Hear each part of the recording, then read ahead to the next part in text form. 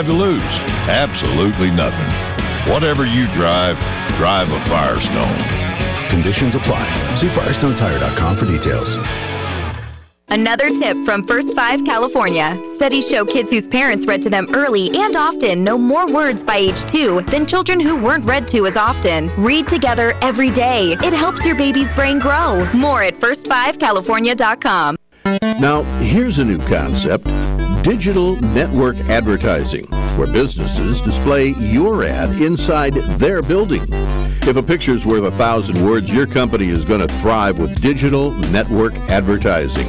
Choose your marketing sites or jump on the DNA system and advertise with all participants.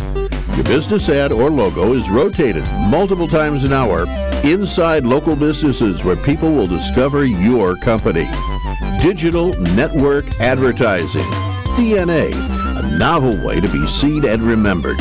Digital network advertising with networks in Redlands and Yucaipa.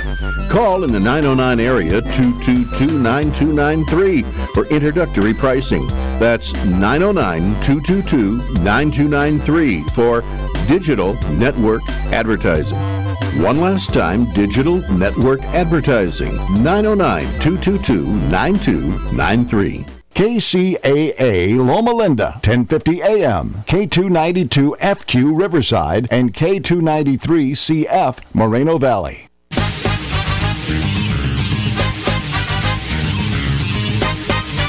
And now, ladies and gentlemen, it's time for the greatest real estate investment show ever. Here's the flip-flop investor himself, Todd Bayer. Hey, everyone. How we doing out there today? This is the Flip Flop Investor Show, and I am your host, Todd Bayer, the Flip Flop Investor himself. Every week, I like to get together and talk about real estate investing here in the Inland Empire. I like to get together with a local investor and talk to them about what they do in the real estate industry. And we got a repeat guest on today. Somebody we've had on, quite a bit lately, but you got a lot to say lately. So, we're going to welcome back Thomas Chappelle. How you doing today, Thomas? Hey, how you guys doing? I'm doing fine. Thank you for having me here. Yeah, man, good to have you. And it's actually kind of a continuation from the last time we had you on. But, for the good folks listening right now that weren't here and managed to not check out the podcast of the last time we had you on, let's update everybody. They didn't check it out? They should have already checked it out. They should have. I'd be highly surprised to find out if somebody didn't check out the podcast of the last time you were on. But, there's a chance that somebody just found KCAA today. And, for that person, we need to give them a little bit of slack. And maybe we should tell them who you are and what you do, first of all. That means they need to come and see us in person. That's the first thing. Absolutely. They got to come see us in person. But secondly, I'm Thomas Chappelle. I am part of Visionary Partners, LLC, part of Black Inland Empire Real Estate Investment Club, as well as part of the Rehab Loan Group industry. Rehab Loan Group industry, nice. Yes. Not just a little company; it's a full-on industry. It's an industry.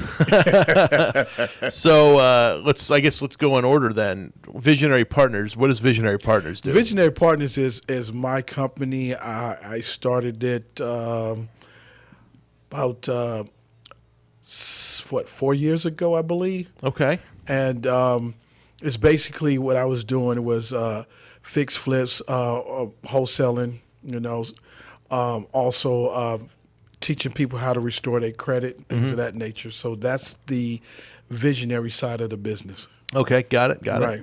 And then next up, you mentioned the Black Inland Empire Real Estate Investment Club. Yes, it's a real estate investment club that is the sister club to the Inland Empire Real Estate Investment Club that you guys brought to my attention and allowed me to host it and made it become very, very successful. It'll be a year in October that the club's been around. It's crazy how fast time flies. Exactly, with 1,350, almost 1,400 members. Yep. Yeah. It's gotten pretty big, and every month you guys do your big monthly meeting at the Mission Inn, right? Correct, yes. Is that third Wednesday of the month? Third Wednesday of the month. We started off in October of last year. We had a gentleman named Mark Hayes that spoke, and then we had Charlie Hustle Ortiz that spoke in November. We didn't have a club in December because we combined our clubs together. And then kicking off in January 2019, it was Stephen McKee. Then in February it was you, Todd Right. Bear. That was me. And then in March we had Aaron Norris. Mm-hmm. And in April we had Jeremy Jing. This this month in May we had Mr. Wobbly Box himself, Andy Teasley. Right. Then coming in June we got Charlie Hustle Ortiz again. And then in July we have Jeff Pierce, the master of vacation homes. Yep. And then in August we have Robert Fragoso. Oh, nice. Yes. September we have Mr. Bruce Norris. Okay, the big guru names. himself. Yeah. And then in October we have Teddy. I don't know Teddy's last name. From The Office. I don't know it either, and I've worked down the hall from the guy for years now. So we'll get it before that time. All these people so far have been guests on this show. Right. Every single one you mentioned. Yep. So I mentioned it before. We have the podcasts for the Flip Flop Investor Show on the KCAA website. And it's not the most simple website to navigate because there's a lot of shows here on KCAA, but you can find the Flip Flop Investor podcast on there, and you can listen to all. Man, it's been a lot, well over 100 episodes we've done here on the Flip Flop Investor Show. So, but you can check those out. I like the YouTube, so I like looking at myself. Yeah, they're also on YouTube. But with KCAA, the way they do it, they put all the videos from all the shows on the same channel, and they don't break it up into like playlists or anything. So if you want to find the Flip Flop Investor Show, you got to scroll through quite a few other programs. And usually we send off the link to some folks, so they can check it out themselves. But we're working on a nice website, by the way, for the Flip Flop Investor Show. So eventually we're going to have this in one convenient, easy to locate spot. But until that happens, that would be really nice, because sometimes you want to go back and you want to revisit not only yourself being interviewed, but you also want to go back and revisit others because they have said some things that might help you out in the long run. Yeah. You know what I'm saying? So if you're not able to come to any of the clubs, the clubs are being still represented on the radio. Right. You know what I'm saying? You're still getting that same kind of atmosphere. You're getting that same type of texture of what it takes to be successful in this business. You're right. Yeah, and I know many people in the real estate world that listen to podcasts, almost anytime they're in their car. Definitely. Even when they're just sitting there doing some stuff, running numbers on a property or something, they got a podcast playing in the background. It's something that people are very commonly doing these days because there's always some nugget to pick up, Well, what I'm learning now is that, it keeps me motivated, and it also makes me aware of the things that I'm doing correct and the things that I need to do. I'm listening to because I'm not a good reader, so I listen to audiobooks. Mm-hmm.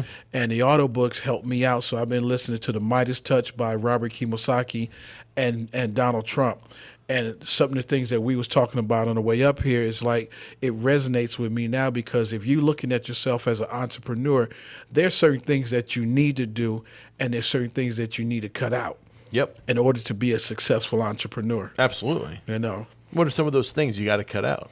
Well, you can't look at going into business with everyone as a partner. It's a transaction. It's a deal. Right. Because if you have it as a partner, then what happens is feelings and emotions get caught up, and then somebody's gonna go left when you're trying to go right.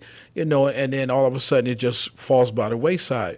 But if you look at it as a deal, then it's not so much as feelings involved. It's a deal. Once the deal is done, we move on to the next. Yeah, and that's a good way, I think, for any business partnership to work out, too. I mean, you can have a long-term partnership with somebody, as far as a business is concerned, where you're doing, multiple years of stuff, right. But it's got to be understood what the company goals are going into it. So when you have an emotional feeling about something, which, the more you get experience in business, the less that's going to happen. But, the more likely you're going to have an idea of what is the next step. So you say, hey, we sold that, let's just use the house flipping model as an example. Okay. With our company, we have multiple properties going at once, and if one sells and for some reason we make more money on that deal, we don't just say, oh, cool, we made more money. Let's take a little bonus for ourselves. I mean, that would not be the initial, thought that Steven or myself would have. Instead, we would say something like, okay, cool, let's put that back into the company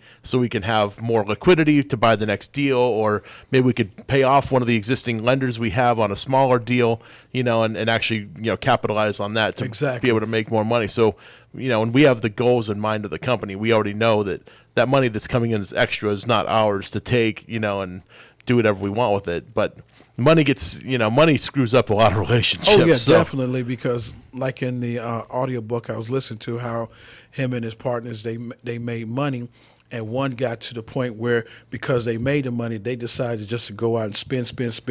Right. And that's not what you need to do. No.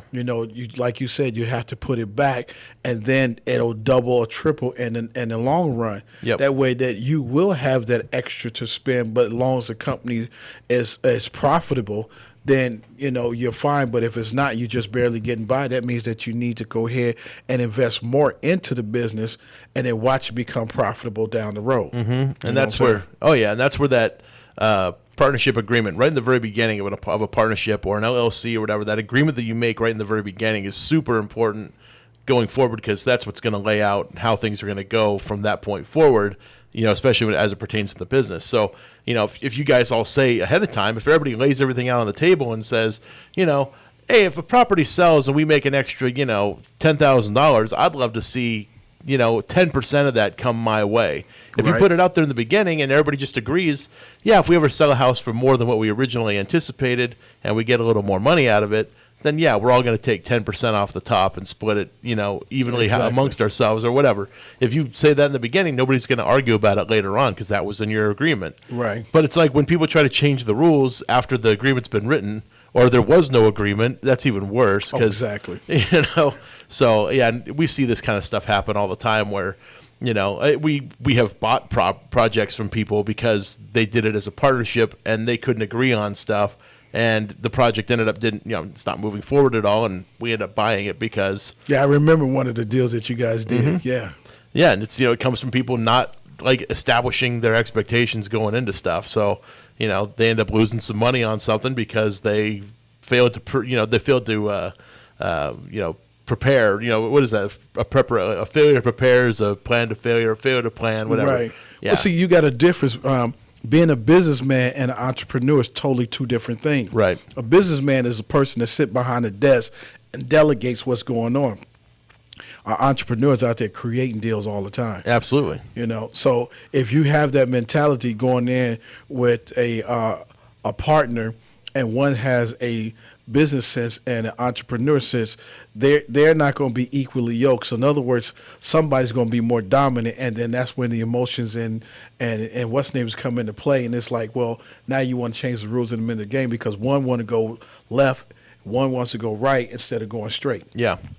Yeah, and I mean it makes total sense because you see it with the people, and whenever they're whenever these deals go south. I mean, it happens all the time, and it's not just in business; it's also in family relationships too. I mean, it's not always a partner business-wise. Sometimes we see this happening between a husband and a wife, where they can't seem to agree on it and what the goals of that deal were, and that deal might have been their home that they were living in. Maybe they went in, they got married, they did all this great stuff. Now they're splitting up, because of irreconcilable differences, right?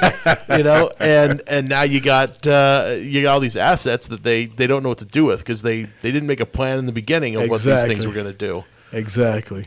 So it's tough, but we got a little off track, but it's cool. It's good that we were talking about the podcast thing. I think we were talking about the Black Hill Empire Real Estate Investment Club for a minute. Yes. We started talking about podcasts because this is like it's the club you get every week, whether you go to the club or not. So exactly. I like that. Yeah. But the black one, and I feel like I always got to make it a point, and I feel like you do too. Whenever you're talking to people about it, just because it says black doesn't mean you have to be black to go. Exactly. The thing of it is that the club, and the reason why it's called black is because I'm a black guy who's hosting the club. Yep. And it seems like every time I do that, it's like to break the ice. Everybody laughs, but it's open to the masses, but it's more geared to minorities to give them a platform to be able to showcase their talent because all your investment clubs throughout Southern California are all white. And there's nothing wrong with that. But the thing of it is that sometimes when you have minorities come to these clubs, they don't feel like they have the right criteria. They don't feel like they belong. They feel like no one is going to do deals with them. They don't really understand. So therefore, since they feel that way, sometimes they just don't come back. Mm-hmm. And just like at you guys' club, okay, well, you guys are called the flip-flop investors. A lot of people don't take you guys seriously because they see you in flip-flop shorts and T-shirts. Yeah. And the way that we were taught to do business, we had to be dressed up. Guys, suit and ties and whatnot, and women and they power suits and whatnot. So we automatically check out because, okay, these guys in flip-flop shorts and T-shirts, they don't know what the hell they talking about. Yeah, but it's funny because you just brought it up. You said, there's a difference between a businessman and an entrepreneur. Yeah, exactly. And, I don't sit there and claim to be a businessman at all. I'm an entrepreneur. We're out there making deals. Right. You said I'm not sitting behind a desk and delegating. So, therefore, they miss out on what they're supposed to get because they're looking at the outer exterior instead of the inner, and the inner is going to give you everything you need because all you're doing is coming back into understanding that the things that came to you were correct. All you need somebody to do is give you affirmation and help point you in the right direction, letting you know that you're on track. Yeah. But the biggest thing is to let you know you're not by yourself. And it's kind of hard because now we got clubs out there that's doing boot camps, just taking people's money and not giving them anything, selling tapes, videos, and books. And people don't have time to sit back and try to dissect what all those things are talking about, especially if they got responsibilities like a regular full-time job, right? Have a family, husband and wife, got to take care of kids, cook dinner, do homework, and things of that nature. It doesn't matter if it's a man or a woman, but you got to understand those things got to be done throughout the course of the night. So by the time you get home and get all that stuff done, you're extremely tired because now you got to get ready and prepare yourself to go to work again. Yep. So it's hard for somebody to try to do that, especially like going back to school. You got to start cramming late at night, staying up, and you ask yourself, is it worth it? Well, if you press on and continue, in the long run, it will be worth it. But who sees the light at the end of the tunnel? Right. And you don't have anybody there speaking into you and supporting you. You feel like you all alone. That's where these clubs come into effect. These clubs are here to let you know, no, you are not by yourself. You have a lot of resources here that you can tap into. You have a lot of people that will speak and help you out. They're not going to do it for you. Right. But they're going to guide you in the right direction. Now, it'll be up to you to pick the ball up and run with it. Yeah. And if you end up doing that, then there's more. Just like, for instance, when you guys came to me about the club. Mm-hmm. Now, I could have said, you know what, guys, I don't really want to do that. I don't know what to do. I'm not ready for something like that. And I would have lost out on an opportunity. Or I could say, okay, I told them no in the beginning and come back in the next minute and say, okay, I want to do it. And you'd be like, well, yeah, you can go do it, but we was going to help you out at first. Now we're not going. You got to learn this on your own. But by me saying, oh, guys, I'm cool. Yeah, I'll do it. You guys have helped me out a lot and showed me a lot of different things. So therefore, I saw what you guys done, and I incorporated from what all the other clubs I did, and I used part of each club and made it my own. And now look at the club. It's very successful now. Absolutely. It's been around for going on 8 months. Yep. So I'm almost at the year mark, and I've had some very talented people come and speak. Now, unfortunately, they all was white, but that's all I know. I don't know any black people in this industry or Latino in this industry that's actually making it. So I have to go with what I have. But these people are dropping nuggets on those who are coming to the club fresh off the boat, wanting to learn this industry. Yeah. And it's, it's tough because, I remember when I got into real estate, this was in 2005, is when I first got in. I didn't go in to be a real estate investor. A lot of people out there know that my mom was an appraiser. I went to go work for her. That's how I kind of got my start in real estate. And I ended up getting introduced to the people in her circles, but they were all mostly realtors, brokers, some title people, some escrow folks. But, nobody was really an investor. And, to build up an investor network is quite hard to do because investors without these clubs, they're just off doing their thing. They're not at the real estate meetings. They're not at the, all these different events that happen around the real estate world because, investors are sort of on their own little island in the real estate world. So, once we created the club, all of a sudden all these investors show up, and we have this group of people who are all investors, and we all work together, and we know who we can go to partner up on stuff. We know who we can go to if we're looking for a specific type of deal, or if I have a question, we can say, hey, I know you did that deal over in Hemet. Like what happened with that thing? Exactly. Like who's your attorney? Like all these different questions that we've asked these people, and that's really what it is. It's just a resource for us. Exactly. A lot of people kind of come to the meetup initially because some of the other groups, like if you go to like Orange County, LA County, what they'll typically do, the typical like structure of the meeting is, they start the meeting off real basic introduction, who we are, what we do, yada yada, and then they move on to like a speaker. They have a speaker that makes a presentation, and the presentation, Stephen and I always found to be just a way for that person to sell their, their company or their product, whatever it is they do. And yeah, there was usually a little educational element to it, but it was mostly just a way of saying like, hey, look, this is all the stuff I do, and you should call me and, give me your business for that sort of thing. And it was for, a variety of different topics. And it's not that these people are bad people, because I've learned a ton of stuff from some of these people, but we chose to go a different route with our club. We chose to do an interview, and we chose to do this radio show, where we bring on local investors, because that's where you get the real nuggets, is from the investors themselves. Right, exactly. Like you can learn a lot from somebody that does, self-directed IRAs and insurance and property management, and you can learn a lot from these people because they've obviously worked in those industries. But, those are people you typically would hire, not try to replace. Exactly. Like I'm not gonna be on my own property manager. I've tried that. I was terrible at it. I wouldn't say I was terrible at it. I was I was unfamiliar with how difficult it was going to be. Right, especially when you feel like you're out of your element, you feel like a fish out of water. When I got started, I didn't know what to do or who to trust. Mm-hmm. That was my biggest key, who to trust, because when you're doing this, everything is like it used to be back in the old days where it was word of mouth or handshake. Yeah. There was no contracts. So when you're doing this kind of stuff, there's no contracts. Right. It's all word of mouth and handshake. So the question is, who do you trust? Well, the thing of it is that you have to let some of your old ways go.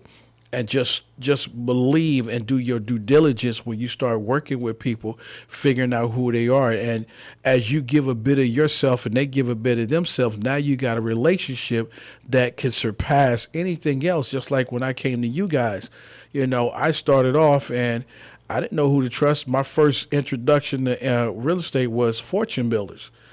I said, okay, well, I'm going to go check them out.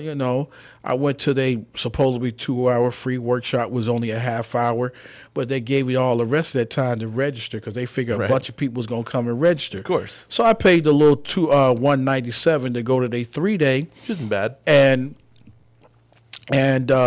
Friday night, guy was talking about the family and all what he does and was showing you checks, but not checks, just showing you, okay, blanked out everything, just showed you the numbers. Okay, that's supposed to get me excited. Ooh. Right. But then, Saturday, it was cool. And then Saturday, we came back for lunch. That's when they dropped the hammer and said, okay, $25,000 for our mastery program. Yeah. We teach you all our back systems, and I guarantee you in 6 months, you'll be making money. But after I thought about it, I said, Mama didn't raise no fool. I said, but they just looking for people to go out and do seminars for them. Yeah. Put you out there, pay you, you might make some flips, but put you out there so you can take your family, your friends, and y'all go to a different city or a different country and promote, fortune builders. Sure. So I'm like, no, but mine was like a lot of trial and error, and then I had to figure out who was going to trust, who can I trust to get me where I'm trying to go, because I had nothing else to lose.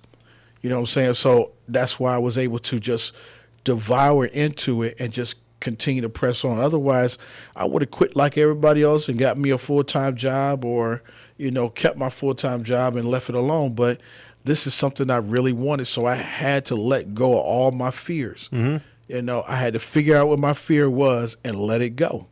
I think a lot of people, though, and going back to what you were saying, where they show you the big checks and stuff like that, like all the, the payments they get. And I'm not going to say those checks don't happen, and we've gotten plenty of checks with very large numbers on them, but that that's sort of like a tactic, I feel like, to get people into the industry. You know, like, and they sort of, I see so many things like on Facebook and like different places where, you know, you see some guy getting into his private jet. Exactly. I got to go fly to wherever to go check up on, you know, my properties over there. And it's like, you know, and once he gets checked in at the airport, he's getting into his, his Lamborghini or whatever. You know, and I'm like, this is, you know, come on. I'm like, number one, you don't want to show up at a house you're about to buy in a Lamborghini. That's a stupid idea. Exactly. But, you know, the other thing is, like, they might own that vehicle. I'm not going to say they don't, you know, but they're probably renting it. And they've probably, you know, there was a guy a little while back who got in a lot of trouble because he was doing these videos pretending that this was his house. And it was like this big mansion looking place. Turned out later on he was just Airbnb-ing this place, you know, and making these videos. People, you know, he got exposed at one point. But, you know, they get you in with this stuff, but really, I think most people coming into this business need to understand, like, you're coming into this business for the financial freedom, not for the big checks and the Lamborghinis. Like, yeah, okay, if you really want a Lamborghini, eventually you'll be able to get one. Like, if that's that important to you, yeah, you could probably get there. But, you know, that's not really the purpose. I mean, the purpose is to, if you're currently working in a job that you hate or something like that, you get into this business because there's a potential to replace your income. You know, first focus on replacing your income. Then you can start focusing on increasing your wealth. You know, like, there's sort of a step. You got to kind of step it up a little bit. You know, first just get your income out of the way. But see, here's where the rubber meets the road for me, because you say that and then a lot of people trying to process, how can I do that? I want to do it, but people got to realize, okay, being an entrepreneur, it's hard work. Yeah. Why? Because in the beginning, you're trying to get established. Once you got established, it's easy. Right. So how can I replace my income when I know I'm guaranteed a paycheck biweekly or weekly? Yeah. So how can I do that? And if I go out and try it on my own, then I got to really, really hustle to get some money to come in the door. Yeah. You know what I'm saying? So now that becomes the lazy aspect of it. If you can work hard for somebody else and you're working 16 hours a week or a day, why you can't do that for yourself? Right. Why you can't invest into your own self and make your own self happy versus making somebody else's happy? Yep. That's just like I tell people, I say, well, how much money would it take for you to live comfortably? And that's a question a lot of people don't know the answer to. Exactly. And I tell people, I say, reason why you don't know the answer because no one never asked you. Just think of it like this. If I was going to write you a check and you came to me and said, okay, I want some money. I need some money. Well, how much do you need? Number one, you're not going to seem too greedy and you're not going to seem too sure of yourself. So you try to come somewhere in the middle. But the only problem is if I write you this check, I'm telling you, don't come back and ask me for more money. Well, Exactly. That's what happens.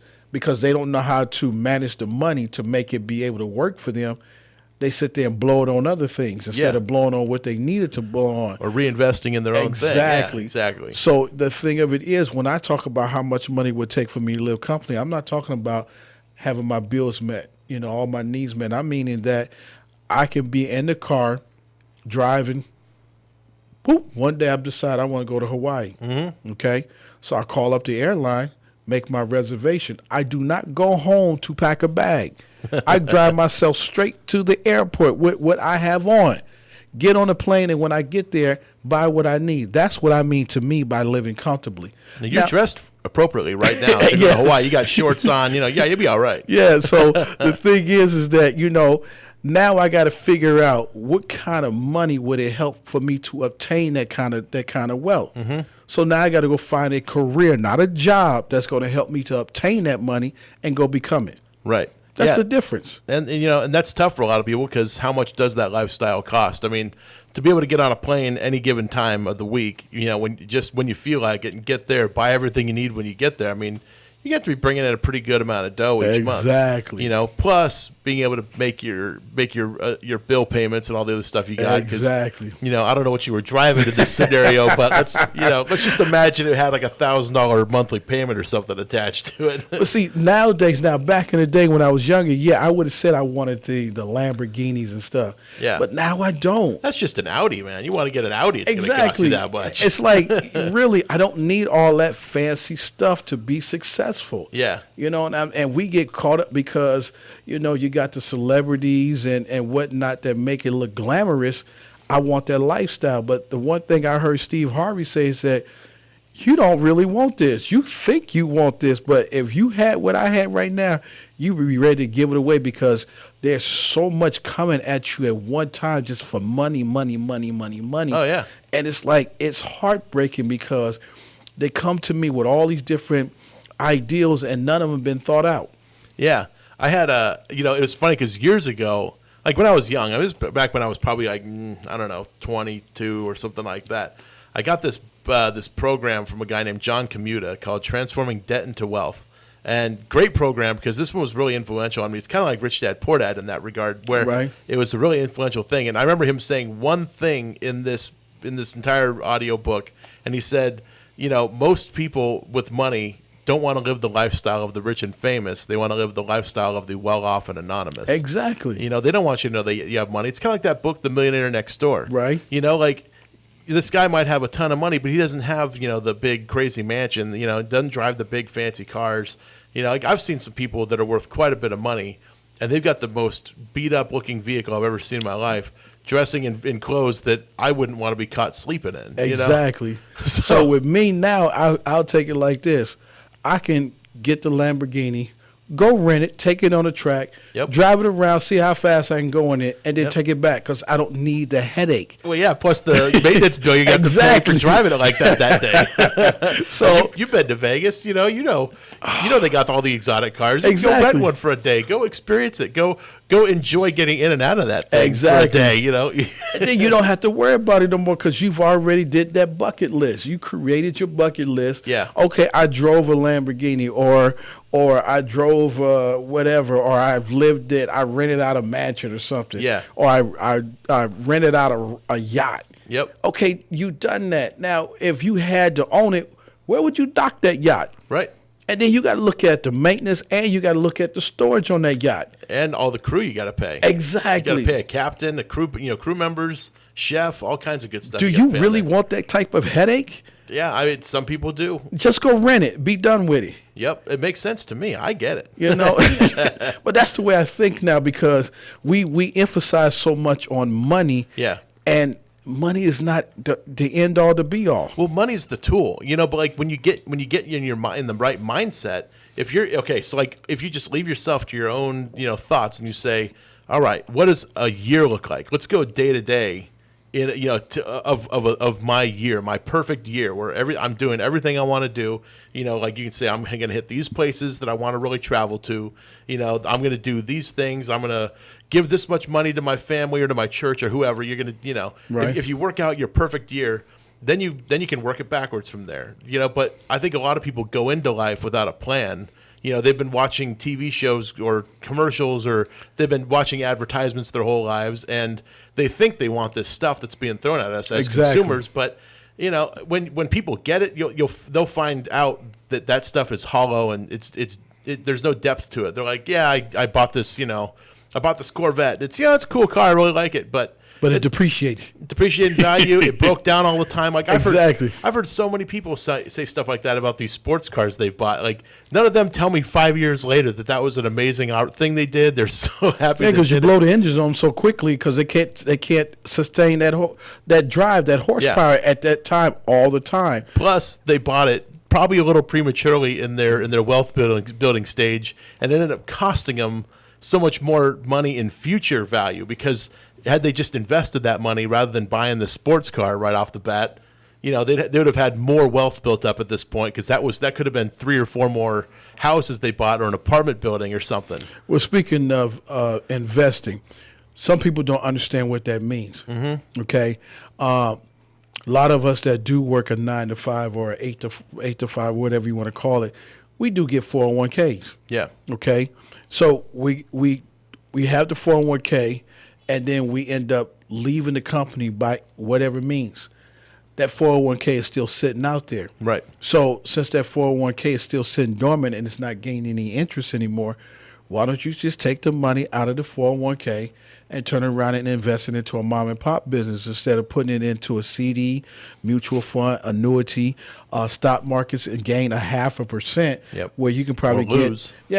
or you can probably get 10-15% on the return. Mm-hmm. Don't that sound a little bit better? A little bit. But a lot of people don't understand how that works, and they're afraid of taking the risk. Well, you're taking a bigger risk with 0.5% Yep. versus 10 to 15%. Yeah, and I know early on I used to hear people say, that's not even keeping up with inflation. And a lot of people don't understand what inflation is. It's, there's an educational element to investing, and the more you kind of dig into it, the more you learn. And if you've got some money to invest, you've already got a leg up on, so many people out there that are trying to do stuff. Like having money in the real estate world can really accelerate your ability to grow. But if you're trying to do it from nothing, it's not that it's impossible. Just add another year or two to the process. It's going to take a little time to get some money together, and try to resist that temptation of every time you get a few dollars in, you go out and spend it on something like a nice outfit or a purse or Exactly. or a fancy trip that you could barely afford or it's like you got to sort of be careful with that money. And I think experience gives you that unless you're really good at taking advice. But I've not met many people that are good at taking advice. Well, it's just like the book, The Richest Man of Babylon, how he was teaching the gentleman how to invest. He said, earn your money, and just like you do at your church, you give your 10%. Mm-hmm. Take your 10%, you put that to the side. Yep. You act That's like that for you. You act like that 10% don't even exist. Well, how many of us can do that? You know what I'm saying? If you never have played the stock market or anything like that, then you wouldn't understand that. But if you have, then once you put money to a side and put it into the stock market, you'll penalize yourself if you try to take it out early. Otherwise, you have to wait till it matures. Mm-hmm. Now, the principal might take in that stake, if you put in the stock, 20, 30, 40 years for you to gain something from the interest to the principal. Well, you can do it faster if you invest it into a mom and pop business like what I did with you guys in Back Porch Homes. Mm-hmm. I took money and I invested into it. Yep. You know what I'm saying? So that money don't exist to me anymore. I don't even care for that money because it doesn't exist to me. Yeah. So I have to build on top of that without even concerning that money because that money doesn't belong to me anymore. Now, I understand that because I've played the market before. Right. So, that's a loss to me, but it's actually a gain in future tense. Yeah. Present value, like you say. Exactly. Yeah. Present value versus future value. Exactly. So now you're looking at it, okay, in the future, whether I get a chance to see it or not, at least my lineage will get it. Yeah. You see what I'm saying? Yeah. And that's important to you. Exactly. So that's the whole key of it. You have money.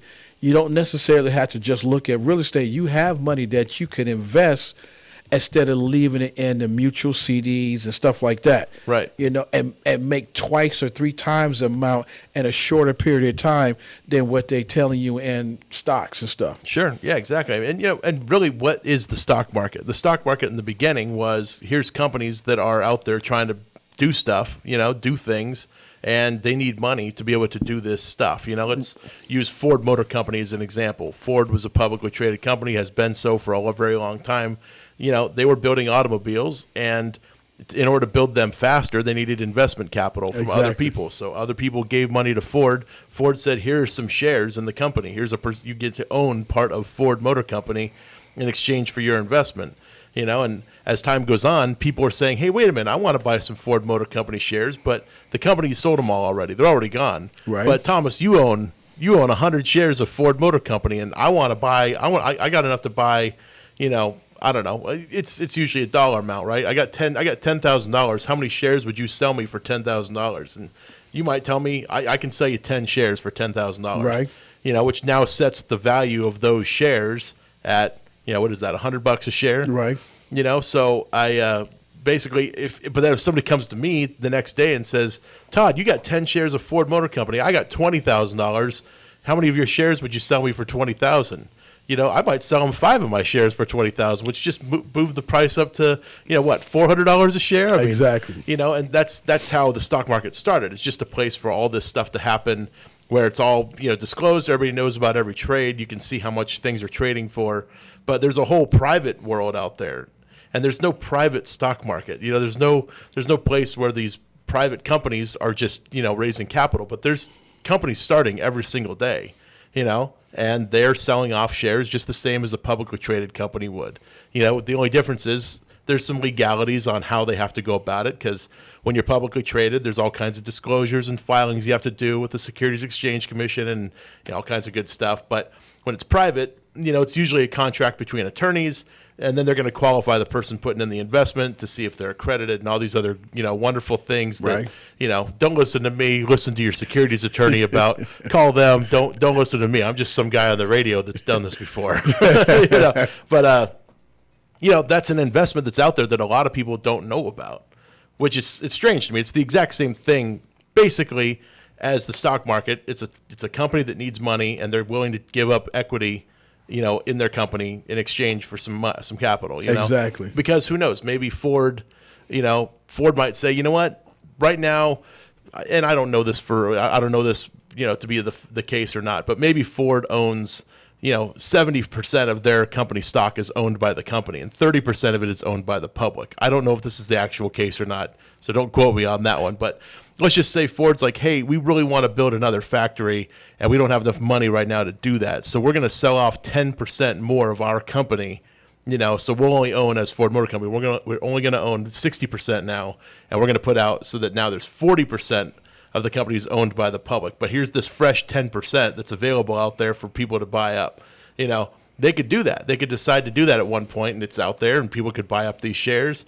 And the stock price might get affected in a positive or negative way. Some people might be like, oh, they're raising more capital because they're going bankrupt. But Ford's going to put out a press release ahead of time saying, we're looking to build this new mega factory, and in order to do it, we need to it's going to cost us $100 million, so we're trying to sell off 10% of our company to raise $100 million and whatever.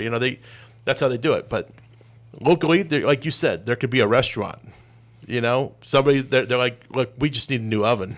Well, the thing of it is, just like at the clubs where you have a lot of investors that are short on funds or either purchasing a house or rehabbing a house. Well, you can bring $20,000-$30,000 into that, say, hey, Mr. Buyer, I have $30,000 that I would like to give you. You create a deal out of that. You control the deal. It's your deal. You set the terms. You can have it get 9-10% on the return, of your investment of the $30,000, and you can set it up for however you want, 6 months, a year, 2 years, whatever your case may be. And you can also wait and get it all at once, and when it matures, or you can turn around and get interest payments every month. It's the same thing. There's no difference. Exactly, yeah. And you, like you said, you set the terms. So, let's just say you were trying to put together a deal and you needed that $30,000. Right. I have the $30,000 sitting around for you, and I'm like, hey, Thomas, I'll give you the $30,000.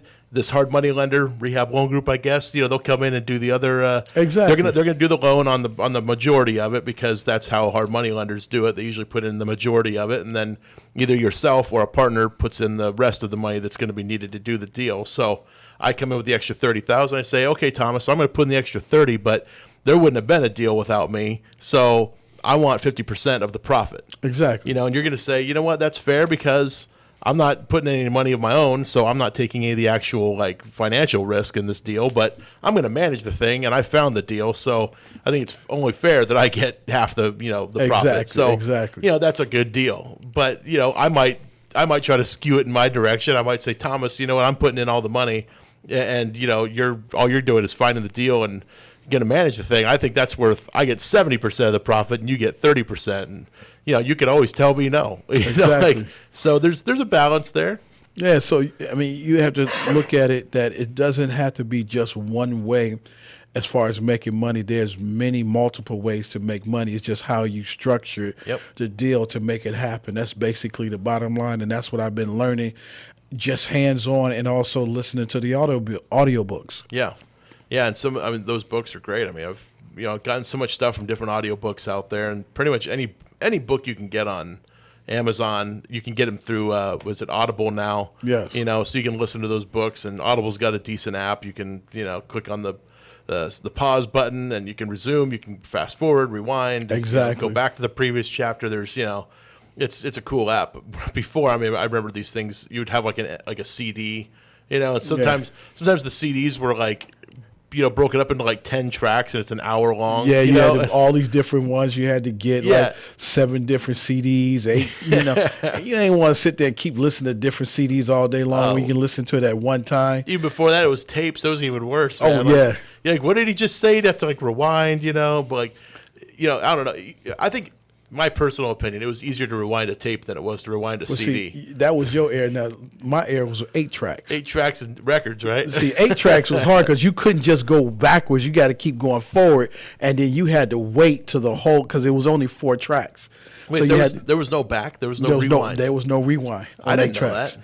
8 tracks that had no rewind. I never played with an 8-track. I tell you how old I am, huh? Yeah, I just, it was like for me, at my house, my parents had a record player, and then we got a tape deck. No, see, 8 tracks you might have had like 3-4 songs on one. So if it was like a 10 CD or 10 LP, 10 songs on one, you had to divide it up. Really? So you would have to listen to that whole one, then it click over to 2, then you got those 3 or 4 and 2, then you had to click over to 3, those 3 or 4, and then click over to 4.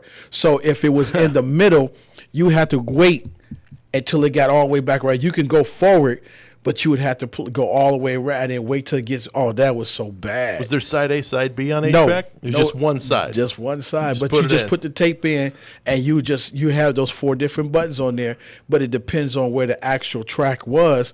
You would have to wait till it went all the way around. Huh. That was crazy. Interesting. No, you could fast forward, but you couldn't rewind. That's I didn't know that. I mean, I literally just found out right now. I knew nothing about 8-track. I knew it was a media that existed. Oh, it was a phenomenon, man. But it was crazy as hell. Did you ever have an 8-track player in your car? Yes. Yeah. Yes. I Nice. grew up on 8 tracks. Wasn't that like baller status? Weren't they like crazy expensive? Yeah, that was back then because that was the hottest thing going. That was back then. But so you pull up on some girls and be like, "Hop on in, I got the new 8-track." I remember a comedian said he had put some stuff on level and he finally got it out. He said, "When did I get an 8-track player?" Oh man.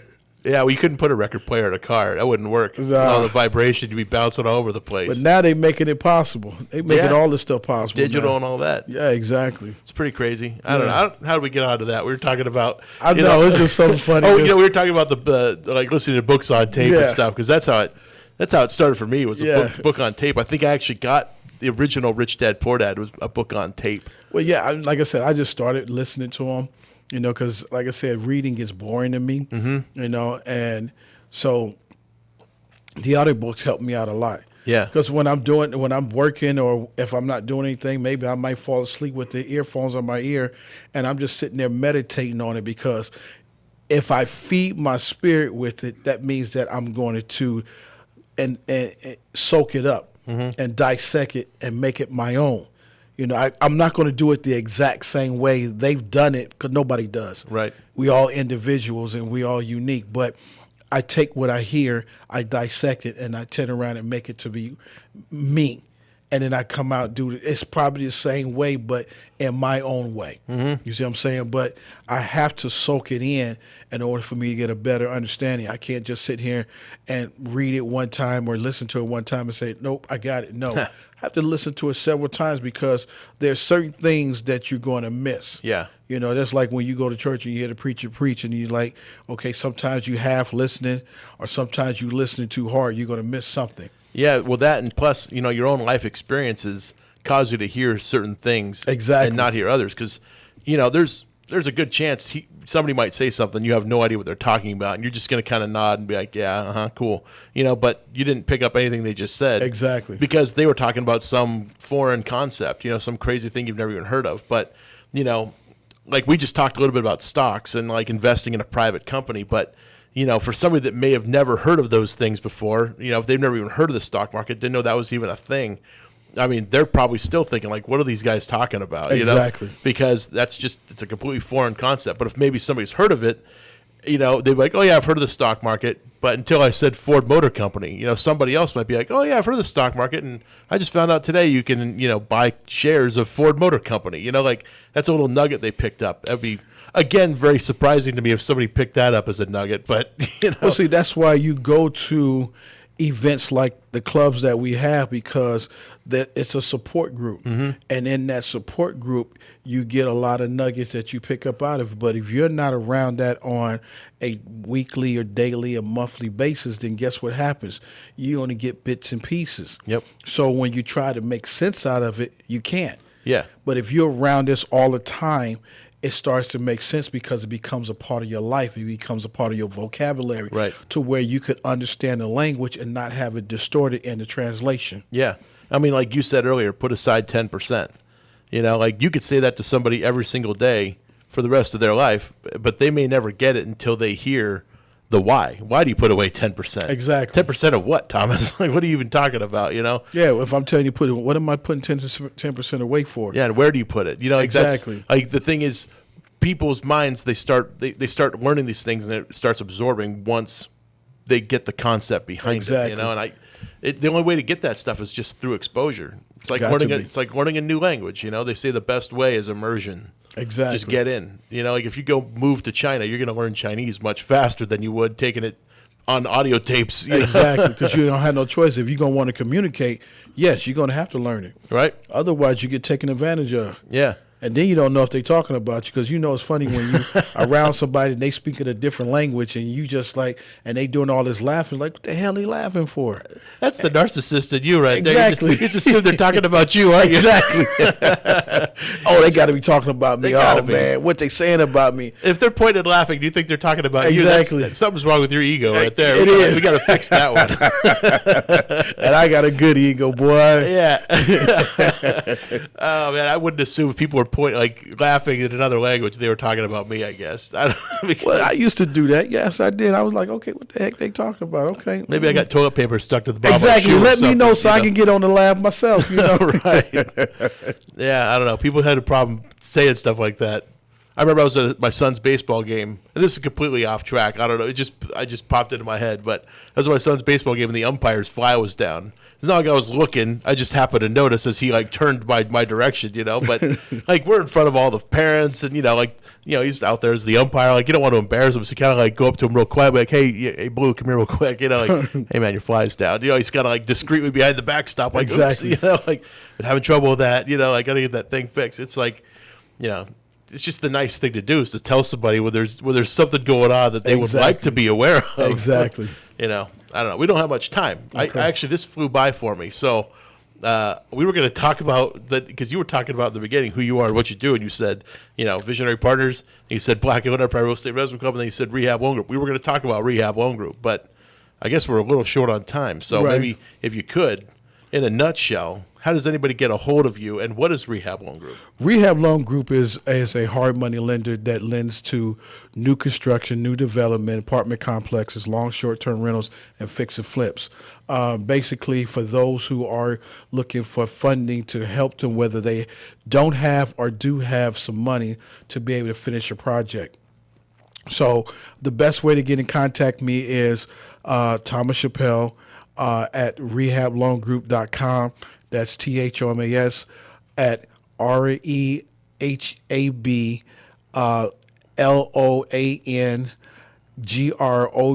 REHABLOANGROUP.com, or Thomas Chappelle 33 at yahoo.com. That's THOMASCHAPPELL 33 at yahoo.com, or at 404-844-1828. Once again, that's area code 404-844-1828. All right. They can get a hold of you there. Exactly. Thomas at Rehab Loan Group. And I will help you out and give you everything you need, and I will walk with you, take all the time that I need. I have no problem. I'm also a mentor, but I look at myself more as a motivational speaker than a mentor. So I have no problem talking to anybody and encouraging them and helping them to find their way at whatever they're trying to do in life. So if people want to come meet you at the Black and Empire Real Estate Investment Club, how do they find out where to get that information? You can go to meetup.com, look for the Black Inland Empire Real Estate Investment Club.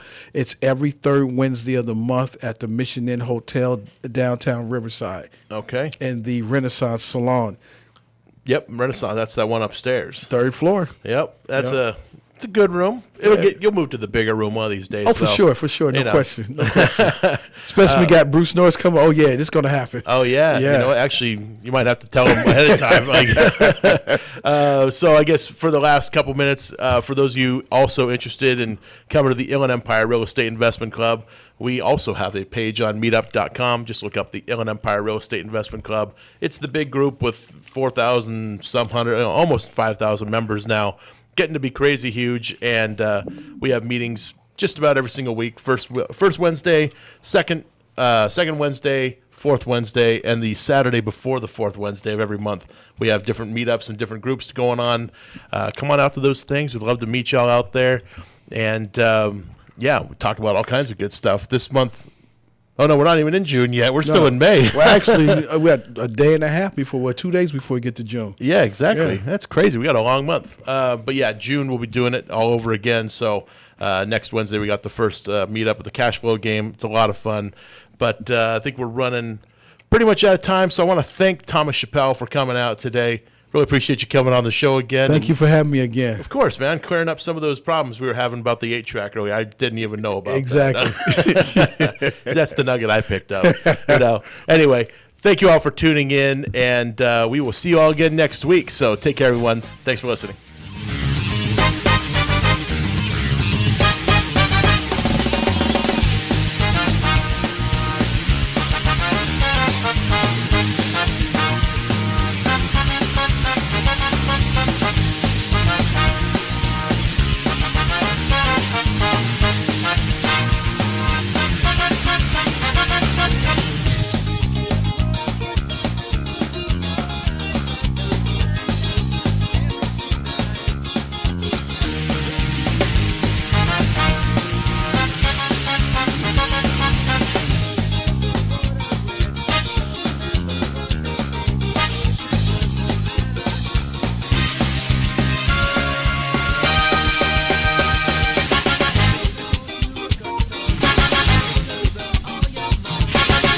KCAA Loma Linda, 1050 AM, 106.5 FM, and now 102.3 FM. Attention business owners, you and your customers are listening to this commercial right now. Face it, every business needs customers, even yours. The Sports Circus is a primetime nationally syndicated program that's carried on ABC, NBC, CNBC, and Westwood One News affiliates, plus CBS, Fox, and NBC sports affiliates across North America with coverage from Hawaii to New York. Also, the Sports Circus is available to the 180 million subscribers on iHeartRadio, and the Sports Circus gets about 4 million website visitors per month, which could click through your website and bring sales. The Sports Circus provides great content featuring celebrity guests from sports and entertainment to our audience every weekday, which your company could greatly benefit from by increasing your visibility, foot traffic, eyeballs to your website, and calls from potential customers.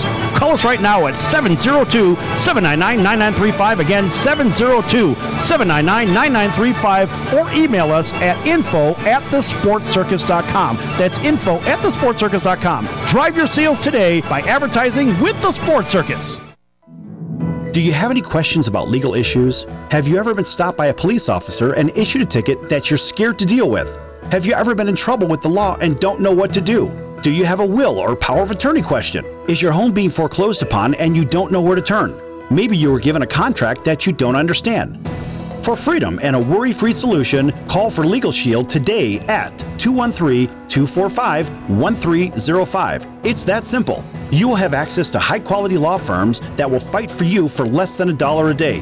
Peace of mind is just a call away. That's for Legal Shield. Call 213-245-1305 or visit us at nocourt.us. It's justice for all and not justice for some.